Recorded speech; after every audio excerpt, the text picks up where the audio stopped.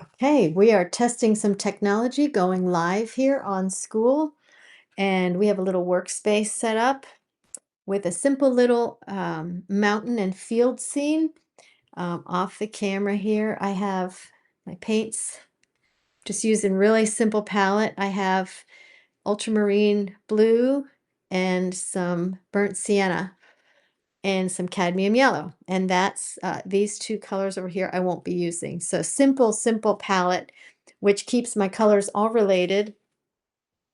I use the blue and the burnt sienna up here to make that nice kind of gray blue. And then there's a little bit of warmer on this side. My camera seems to be reversed, but that's okay. I'm not going to try to figure that out right now.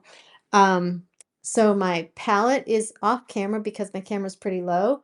I am going to be using a size 4 round. This is a student brush. It's a Winsor Newton Cotman. You don't need fancy materials to get started.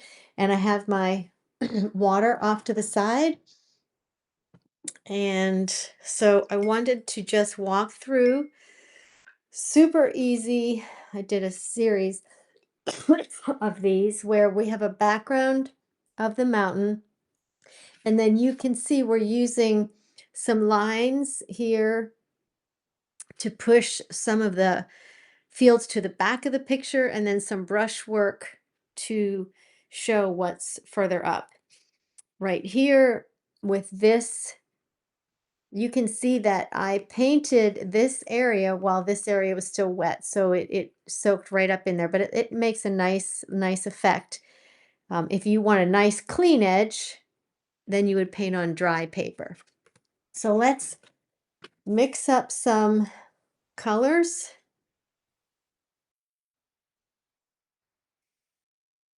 I'm just dragging some water over from my water cup and going right up against the paint to activate some of that.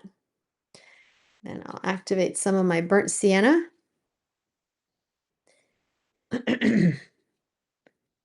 And I can mix some of that to make that mountain gray. And I like to use a couple of different hues. You could see in some of those pictures I used more blue than others.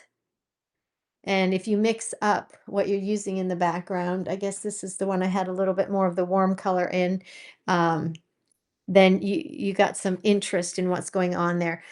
This is very transparent, so that shows that I've got more water in in the mixture than not too much pigment. Okay, so right now, I guess what I did on the other ones is I laid down some clear water where I was putting the mountains in. So I'm just going to do that in the shape of a mountain.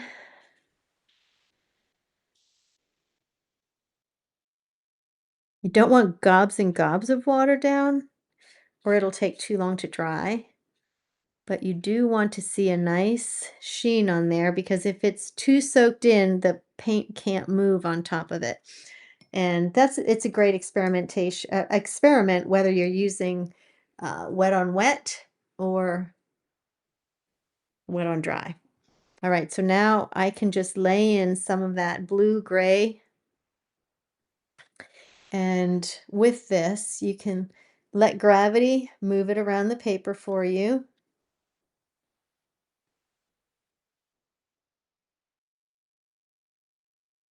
Get some really nice effects when you do that.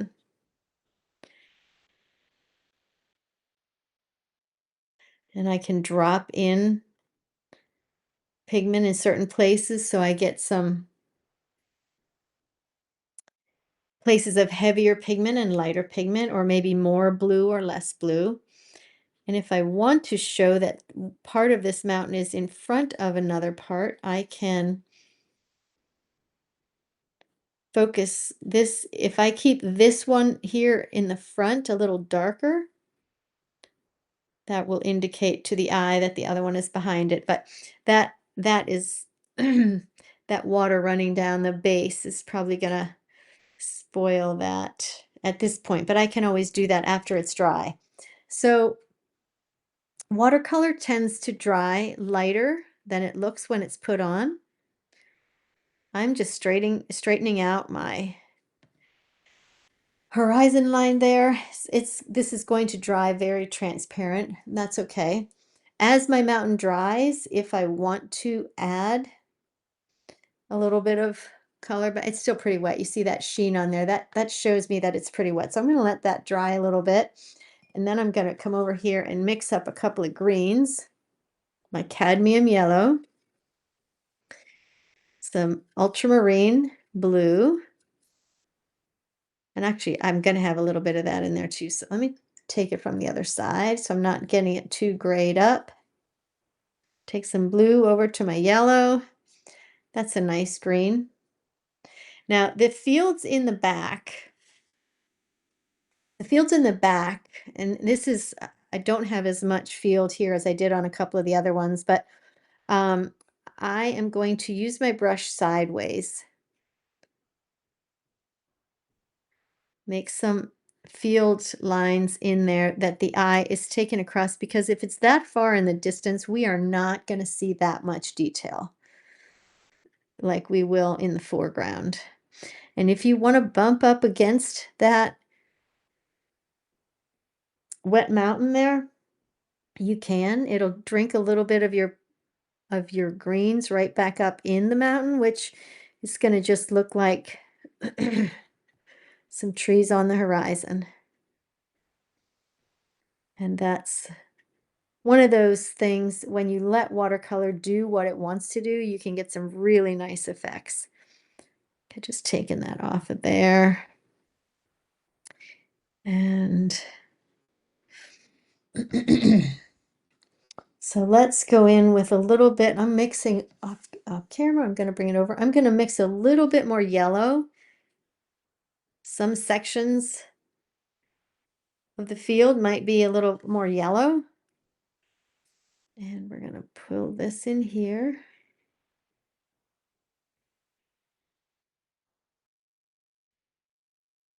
I'm not sure what was planted in that section, but that's just a little bit more yellow than the other one. We'll come back in here with some of that blue or green.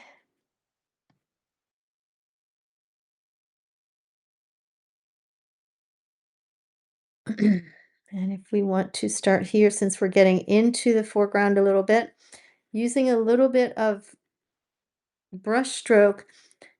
The brush strokes really make a big difference in where your eye goes in a watercolor.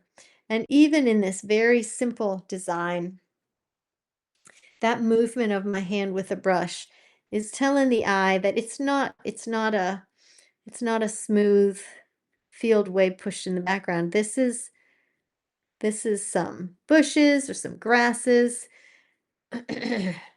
And as we get closer and closer to the front of the picture, the foreground, we would see more and more of whatever's going on in the landscape. So if we have some shrubs or some grasses, and we're being very nondescript here about what we're putting in, but we're showing the eye that it's not just straight across like these were back here. Some of these maybe we have.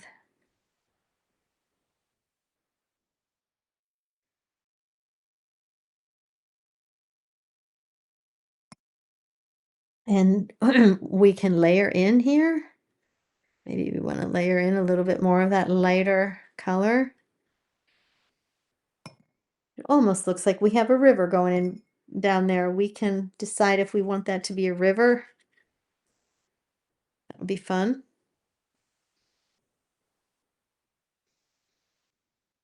And we're going to make this, we're going to break that line a little bit.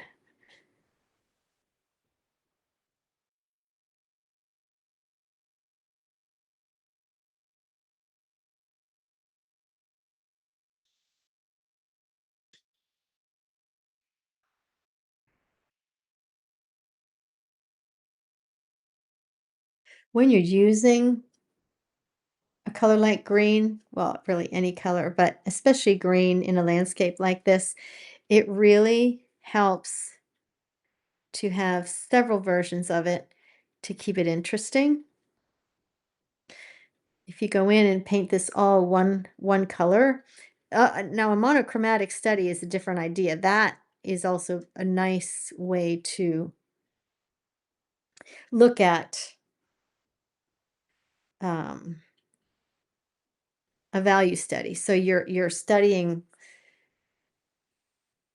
the different values that you want to have in a picture because you're limiting yourself to one color. We actually have a live class with a monochromatic study coming up. Um,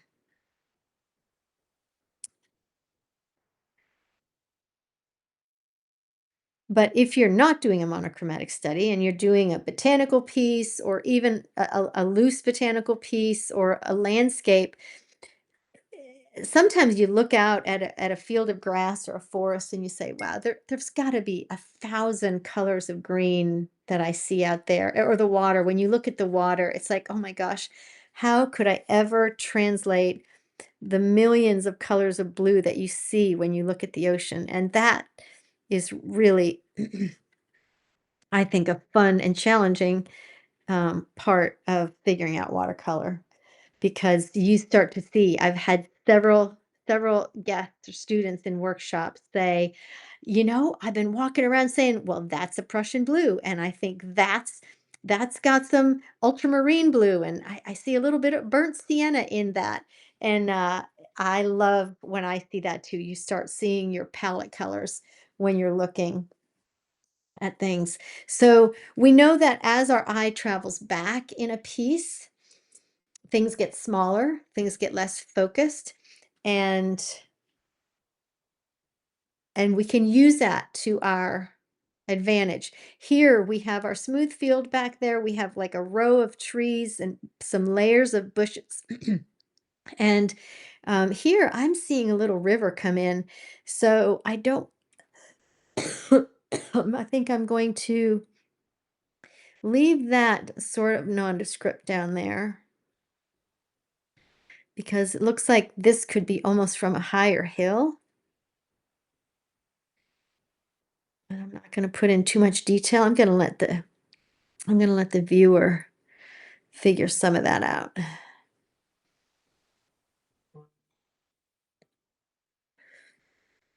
And here I'm going to try to lift a little bit. Now lifting, maybe I won't. Lifting is simply putting your damp brush down on the paper and picking some things up. Rather than lifting, I'm going to let that be a river, but I'm going to let it disappear like around this bend so I don't mess it up too much. I kind of like what's going on there. And to lay in a little bit of a blue color, I want this rest of this to be completely dry before I do. So in the meantime, let me do a little bit. There's a terrible glare on this paper, but this side of the picture is pretty faded out. And that's okay. I kind of like it that way. I think I'm just going to put in a little bit of a warmer color back there. I'm not sure what's going on. Maybe it's just a freshly tilled, some freshly tilled land.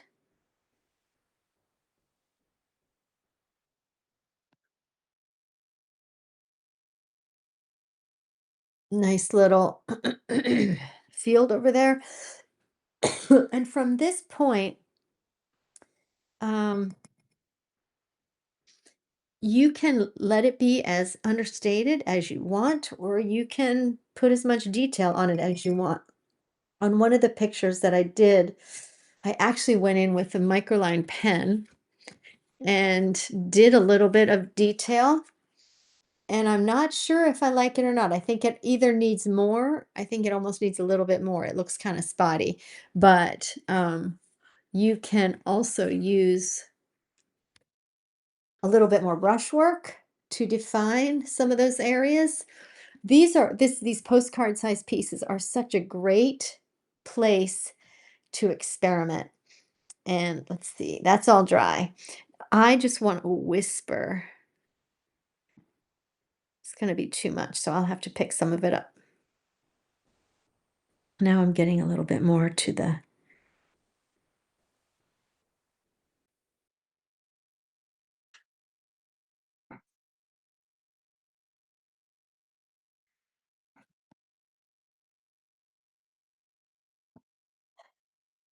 We can leave a little bit. Some sun sparkling on that water down there.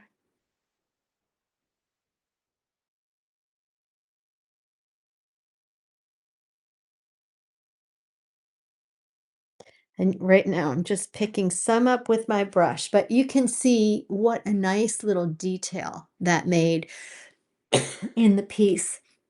And I kind of like it a little bit understated. Um,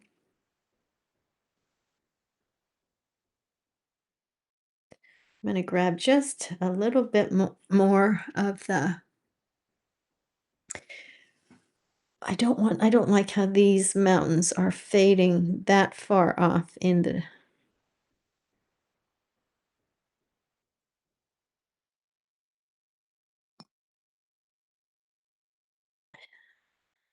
the sky. So we'll just add a little bit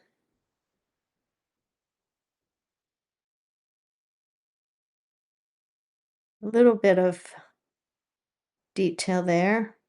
And this would be where I can tuck that mountain behind the other one if I want to, or I can blend this all as part of the same mountain. That's a pretty harsh line there.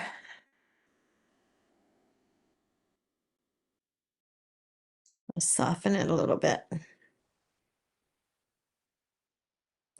Now that's telling the eye that's a little bit of a shaded area back there, which I like more than I like that harsh line.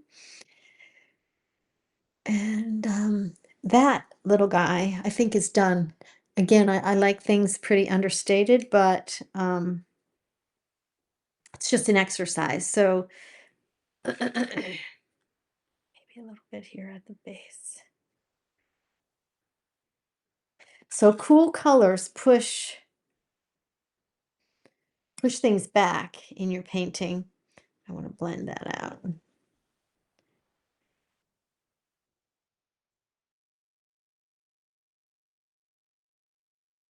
That's why the blue mountains work so nicely there. Yeah, that's just a quick little exercise to help you think about perspective, think about brush strokes, think about the further back you go in the piece, the smoother. We're not going to see any details on that field. We're not going to see brush strokes of grass because that is so far away. And as we get closer, these little lines of bushes we will see more. So I hope that was a fun little exercise. I am excited about learning to go live on here. I think that's a fun thing to do here and there. And I'm going to try to put this recording in the either in the classroom or in the discussion. So have a great day and happy painting.